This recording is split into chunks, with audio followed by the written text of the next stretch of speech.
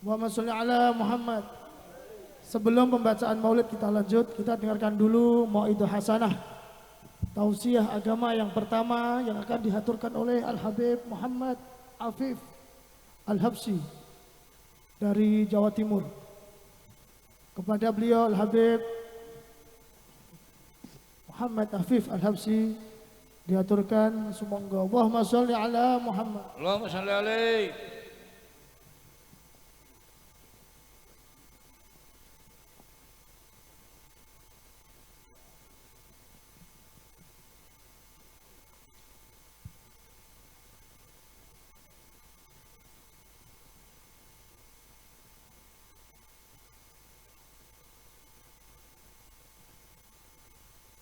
Assalamualaikum warahmatullahi wabarakatuh.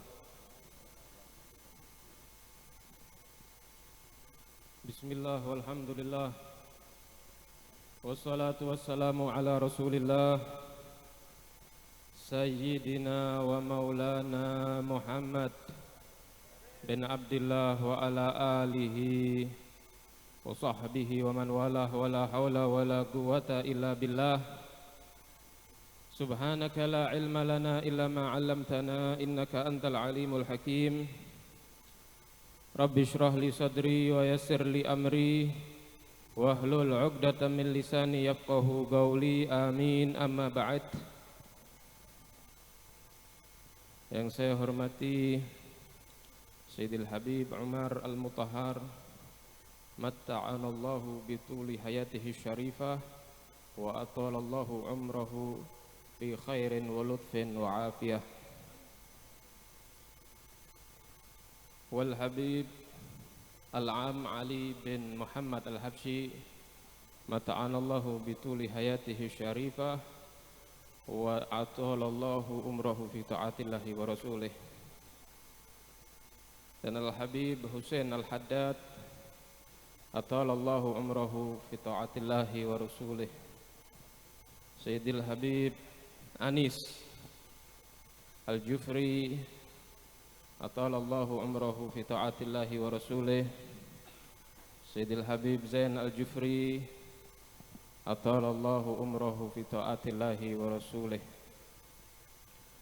Dan pada seluruh usratul Habib Abdullah bin Ali Al-Jufri, As-Sayyid Idrus Al-Jufri, Was-Sayyid Husain Al-Jufri, Sayyid Haidar Al-Jufri, Sayyid Hashim, Sayyid Isa Al-Jufri, Abnaul Habib Abdullah bin Ali Al-Jufri, syakarallahu sa'yakum wa yassara umurakum fi ta'atillahi wa rasulih. Dan kepada seluruh Al-Habaib yang tidak bisa saya sebutkan namanya satu persatu, akan tetapi tidak mengurangi rasa hormat ta'zim saya kepada beliau semuanya. Mudah-mudahan kehadiran beliau semuanya ada di sini menyebar keberkahan Allah Subhanahu wa taala dan rahmat Allah Subhanahu wa taala kepada seluruh perangkat desa yang hadir ada di sini dan seluruh yang membantu terlaksananya acara pada malam hari ini. Mudah-mudahan digampangkan urusannya oleh Allah Subhanahu wa taala. Hadirin hadirat yang dimuliakan Allah Subhanahu wa taala. Alhamdulillah, pada malam hari ini kita berkumpul di dalam acara Maulidur Rasul sallallahu alaihi wasallam, yang mana dikatakan oleh Sayyidina Al-Habib Ali Al-Habsyi, masyi kama majma'il maulid yujallil gurub, dha waqat taubatak yal asi idha batatub, dha waqat aubatak ya syarid idha bata'ub, dhal jama' la syak tughfar buh jami'ud dhunub. Kata Al-Habib Ali sahibul maulid Al-Habsyi, beliau mengatakan tidak ada yang lebih indah daripada majlis maulid Nabi Muhammad sallallahu alaihi wasallam. Dengan majlis maulid Nabi sallallahu alaihi wasallam, segala kesulitan Allah angkat. Waktu ini adalah waktu yang tepat bagi orang-orang yang bermaksiat untuk bertaubat kepada Allah Subhanahu wa taala. Waktu ini adalah waktu yang tepat bagi orang-orang yang lari dari rahmat Allah untuk kembali kepada Allah Subhanahu wa taala. Perkumpulan seperti ini la syak tidak diragukan lagi, seluruh dosa kita akan diampuni oleh Allah berkat perkumpulan di malam hari ini. Amin ya rabbal alamin. Alhamdulillah. Kalau kita berbicara tentang baginda Nabi Muhammad sallallahu alaihi wasallam, maka kita tidak akan pernah bisa mensyarahi daripada sifat-sifat beliau. Idallahu asna billadzi huwa ahluhu fama miqdaru ma yamdahuhul wara. Jika Allah Subhanahu wa taala Rabbul Alamin yang telah memuji baginda Nabi Muhammad sallallahu alaihi wasallam, apalah harga arti pujian dari kita manusia biasa seperti ini.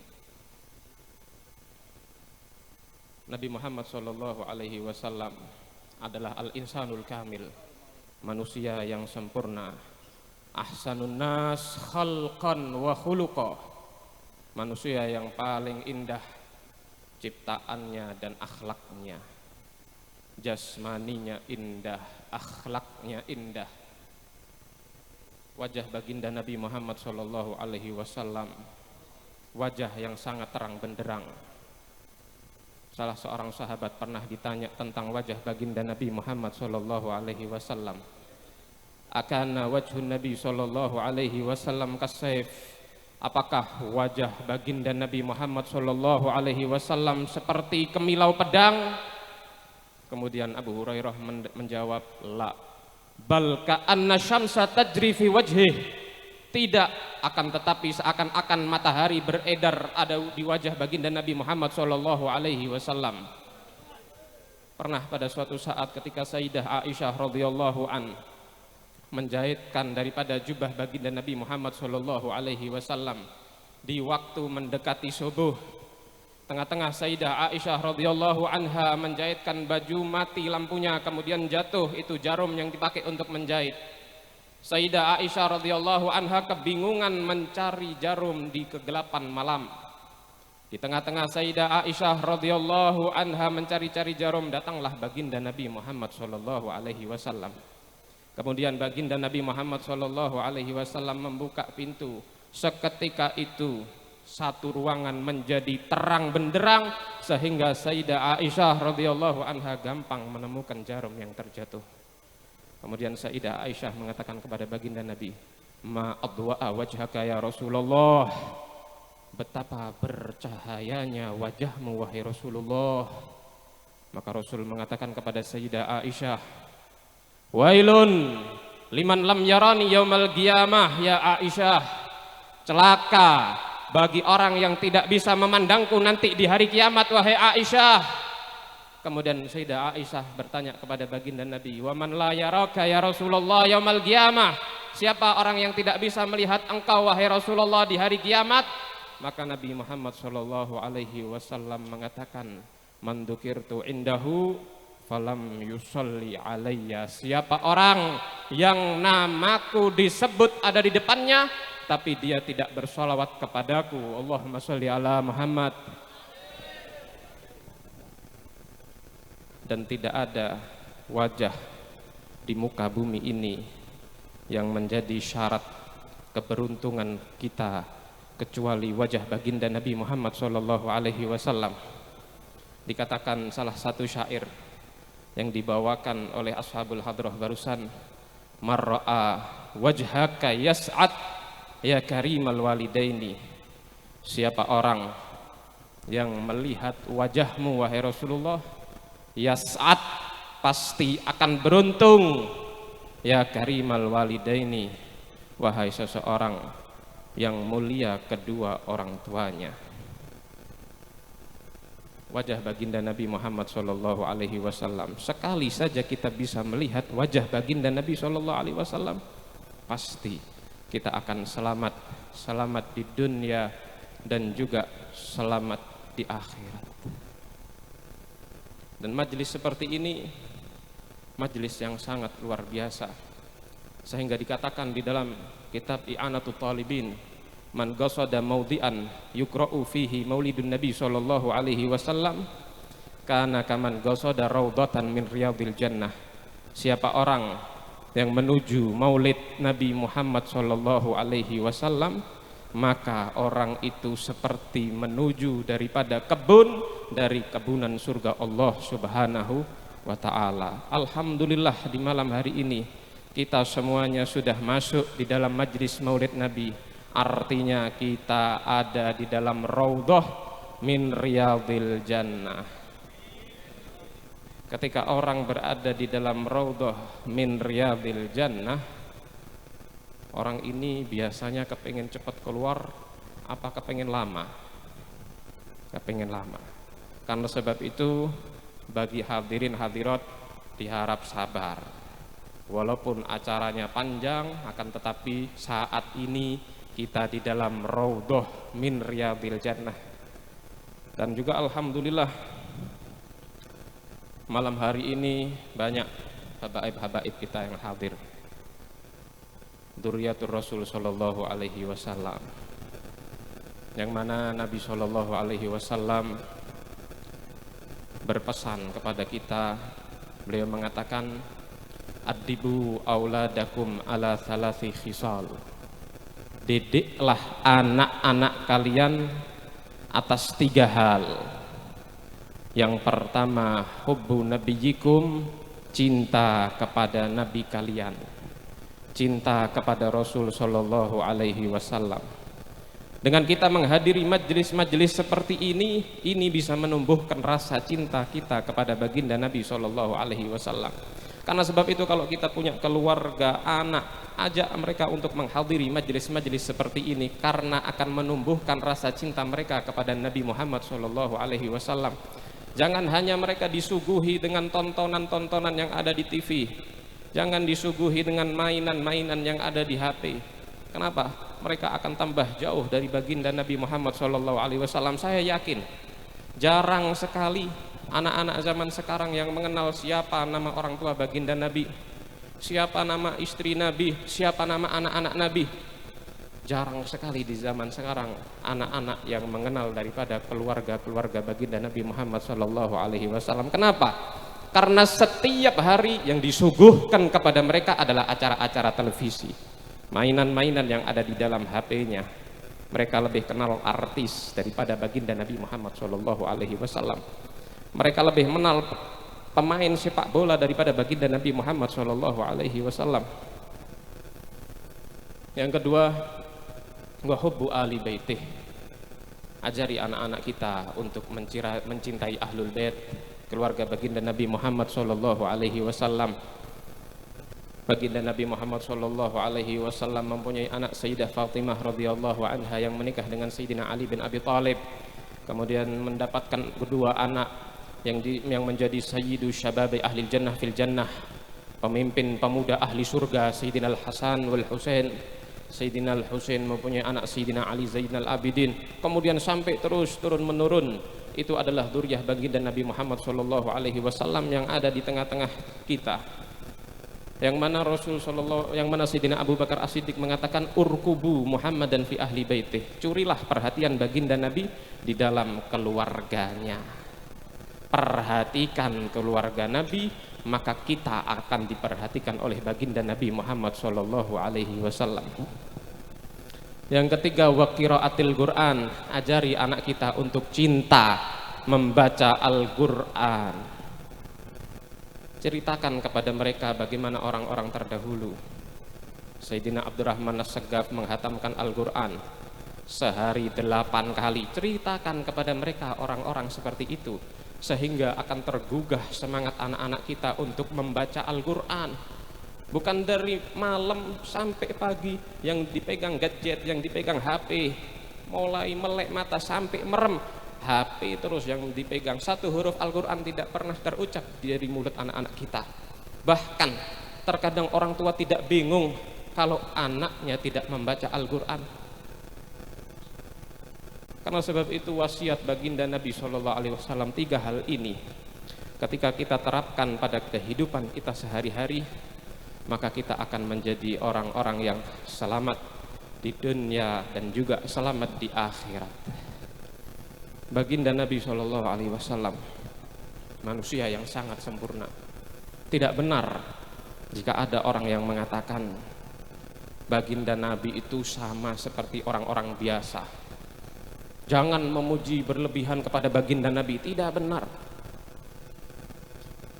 Nabi Muhammad basyarun lakal basyar bal huwa yakutatun bainal hajar. Nabi Muhammad itu manusia, tapi tidak seperti manusia biasa. Ibarat batu permata dibandingkan batu kali. Saya mau tanya sama bapak-bapak, batu kali 1 truk berapa harganya?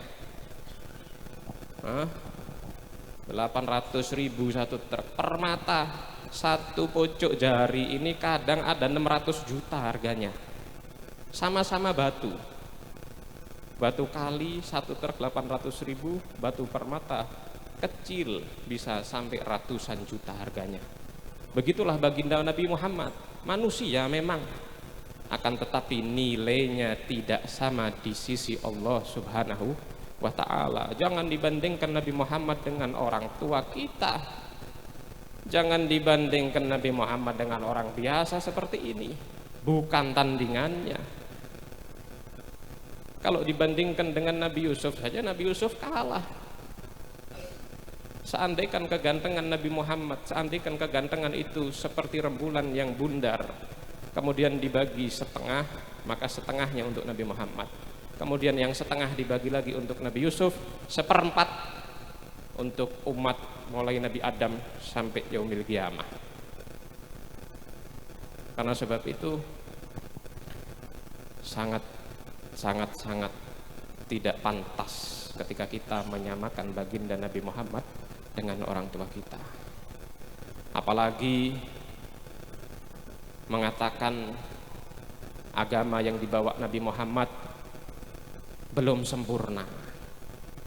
Oh, ini sangat-sangat tidak pantas. Sudah terang benderang jelas di dalam Al-Qur'an, al-yauma akmaltu lakum dinakum. Sudah terang jelas di dalam Al-Qur'an. Sudah Allah sempurnakan agama Islam ini. Bagaimana tidak sempurna? Allah Subhanahu wa ta'ala tidak menerima agama selain agama Islam. Inna dina indallahil Islam. Agama yang diterima Allah hanya Islam, tidak yang lain. Bukan kita mengklaim masuk surga, tidak. Akan tetapi memang sudah jelas terang benderang di dalam Al-Qur'an, yang paling betul yang diterima oleh Allah hanyalah agama Islam. Yang diterima hanya agama Islam, bukan agama-agama yang lain.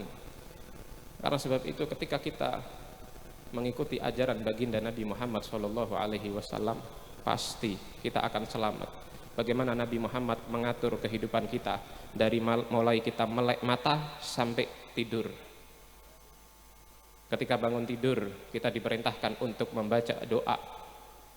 Ketika setelah itu, ketika kita makan, kita disuruh cuci tangan. Kemudian makan pakai tangan kanan. Kemudian membaca doa. Selesai makan, baca doa lagi. Minum, cuci tangan, baca doa. Kemudian selesai minum, baca doa lagi. Terus masuk kamar mandi, pakai kaki kiri, baca doa. Keluar kanan, baca doa. Terus sampai mau tidur, ada doanya mau tidur. Bahkan sampai kita berhubungan dengan istri, maaf, ada doanya. Semuanya sudah diatur dengan terang benderang, semuanya sudah diatur oleh baginda Nabi Muhammad SAW. Karena sebab itu, dengan acara momen maulid seperti ini, jangan cuma kita hadir saja, jangan cuma kita mengadakan saja, tapi tiru bagaimana amaliyah ibadah baginda Nabi Muhammad SAW. Terakhir, ada satu amalan baginda Nabi Muhammad SAW yang tidak pernah ditinggalkan oleh baginda Nabi Muhammad SAW, yaitu sholatul jamaah, sholat 5 waktu dengan berjamaah. Al-Habib Abdullah bin Alwi Al-Haddad, beliau mengatakan, lam yablughna fima balaghana an Rasulillah sallallahu alaihi wasallam annahu shallal fardha munfaridan wala salatan wahidatan. Belum pernah saya mendengar satu riwayat meriwayatkan bahwasanya baginda Nabi sholat sendirian walaupun sekali, kata Al-Habib Abdullah Al-Haddad Shahibur Ratib. Karena sebab itu, mari kita ajak keluarga kita, anak istri kita, cari mereka ketika tidak ada di waktu sholat, ajak mereka sholat berjamaah untuk mengikuti ajaran baginda Nabi Muhammad SAW. Dan yang selalu sholat berjamaah akan diberikan 5 keistimewaan oleh Allah Subhanahu wa Ta'ala, sebagaimana diriwayatkan di dalam kitab Arba' Rasail karangan As-Sayyid Ahmad Zaini Dahlan.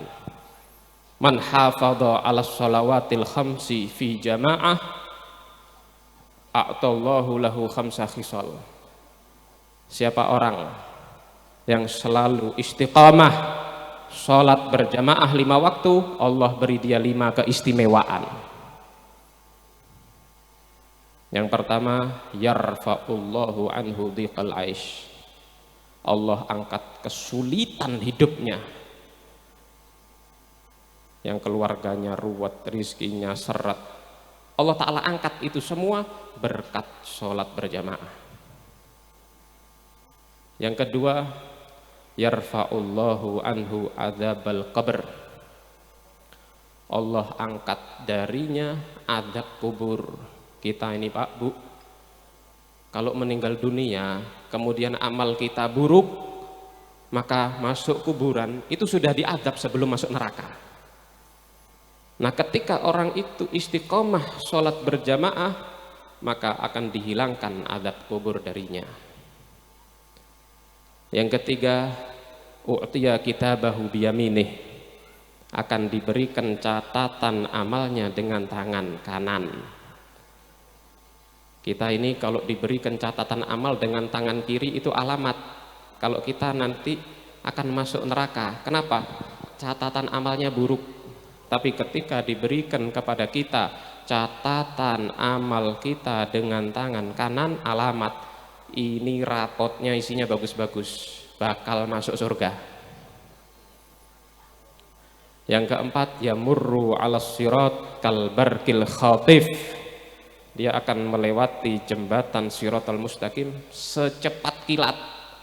Melewati jembatan Shiratal Mustaqim itu sesuai amalnya. Kalau amalnya bagus bisa secepat kilat. Kalau amalnya buruk bisa jalan berangkang, bisa jatuh, berangkang lagi, jatuh lagi, karena amalnya buruk. Nah, barokahnya dia istiqomah sholat berjamaah, maka dia akan melewati jembatan Shiratal Mustaqim kal barqil khatif, secepat kilat, langsung sampai ke surga Allah Subhanahu wa Ta'ala. Yang kelima, yadkhulul jannah bi ghairi hisab. Dia akan masuk surga tanpa dihisab oleh Allah Subhanahu wa Ta'ala. Allahumma ja'alna minhum. Mudah-mudahan kita yang hadir semua ada di sini dimasukkan surga Allah Subhanahu wa Ta'ala bi ghairi hisab. Mudah-mudahan yang hadir ada di sini semuanya hutang-hutangnya dilunaskan oleh Allah Subhanahu wa Ta'ala. Mudah-mudahan para habaib kita semuanya dijaga oleh Allah Subhanahu wa Ta'ala, disehatkan, dipanjangkan umurnya fi taatillahi wa rasulih, dan mudah-mudahan kita semua kelak dikumpulkan dengan baginda Nabi Muhammad sallallahu alaihi wasallam ada di surga. Rabbi faj'al mujtama'na ghayatu husnul khitami wa atina ma qad sa'alna min atayakal jisami. Sedikit ini, ketika ada kesalahan saya mohon maaf yang sebesar-besarnya. Wal afu minkum. Wassalamualaikum warahmatullahi wabarakatuh.